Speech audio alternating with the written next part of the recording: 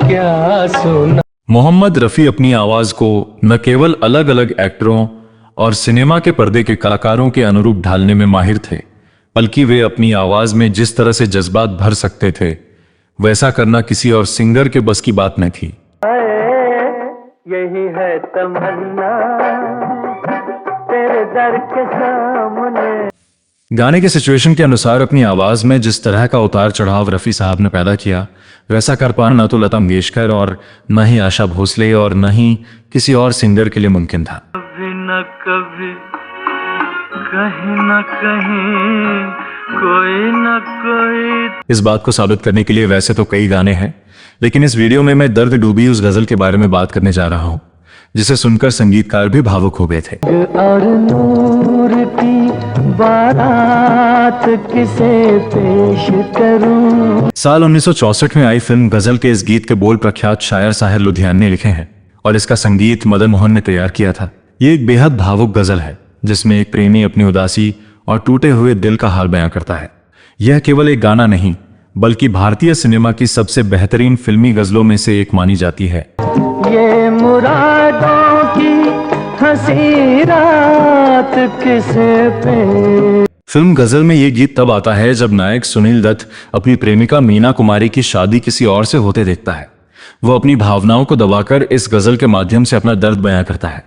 Film में मीना कुमारी, पृथ्वीराज कपूर और रहमान जैसे दिग्गज कलाकार भी थे। महान संगीतकार मदन मोहन गजलों का राजा कहे जाते थे। इस गाने में उन्होंने मोहम्मद रफ़ी की आवाज का इतनी खूबसूरती से इस्तेमाल किया कि गाने में एक खास तरह की उदासी और गहराई आ गई। गीतकार साहिर लुधियानवी ने इसमें रंग और नूर की बारात जैसे शब्दों का उपयोग कर खुशियों और गम के विरोधाभास कॉन्ट्रास्ट को दर्शाया है।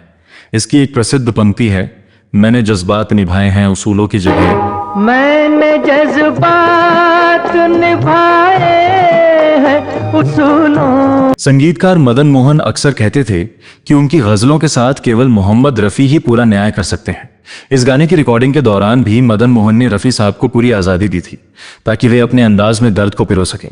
रिकॉर्डिंग के समय मदन मोहन बारीक से बारीक धुन पर ध्यान देते थे। कहा जाता है कि इस गाने के अंत में जो किसे पेश करूं की पुनरावृत्ति रेपिटेशन है उसे रफ़ी साहब ने इतनी शिद्दत से गाया कि खुद मदन मोहन भावुक हो गए थे। किसे पेश करूं, किसे पेश करूं।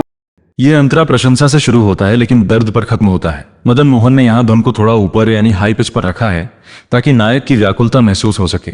मोहम्मद रफ़ी ने किसे पेश करूं शब्द को हर बार एक अलग हरकत यानी मॉड्यूलेशन के साथ गाया है जो हर बार एक नया दर्द पैदा करता है। किसे पेश करूं, किसे पेश। आमतौर पर साहिर लुधियानवी और मदन मोहन की जोड़ी कम ही दिखती थी, लेकिन इस फिल्म के लिए दोनों साथ आए। इस गाने की गहराई का एक बड़ा श्रेय साहिर के उन शब्दों को जाता है जिन्हें रफ़ी साहब ने अपनी आवाज से अमर कर दिया। बिना का गीतमाला जैसे रेडियो प्रोग्राम्स में ये गाना अपने समय में शीर्ष पर रहा था, जो इसकी लोकप्रियता का सबसे बड़ा प्रमाण है।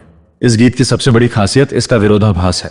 जहां एक तरफ बारातों, रंग और नूर जैसी खुशियों वाली शब्दावली है, वहीं दूसरी तरफ गहरा व्यक्तिगत दर्द और अकेलापन है। इस गीत की इन लाइनों को गौर से सुने। अपने अरमान पिरो लाया हूं फूलों की।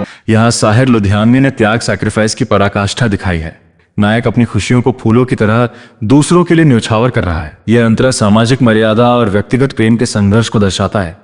गाने के अंतरों के बीच में जो म्यूजिक पीस है उनमें सारंगी और वायलिन का भारी प्रयोग किया गया है जो रोने की आवाज जैसा एहसास देते हैं। रफ़ी साहब ने इस गीत को क्रंदन क्राइंग वॉइस के साथ गाया है। अंतरे की शुरुआत वे बहुत कोमल सुरों से करते हैं, लेकिन जैसे जैसे अंतरा खत्म होता है उनकी आवाज में एक भारीपन आ जाता है।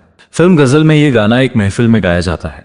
इसकी खासियत यह है कि बोल सीधे तौर पर सामने बैठी प्रेमिका को संबोधित हैं, लेकिन दुनिया के लिए वे केवल शेर व शायरी लगते हैं। यही इस गाने की सबसे बड़ी खूबसूरती। ये मेरे शेर मेरे आखिरी नजराने। तो दोस्तों, क्या आपको लगता है कि रफ़ी साहब के अलावा कोई और इस गजल के साथ ऐसा इंसाफ कर सकता था? अपनी राय कमेंट में जरूर बताएं।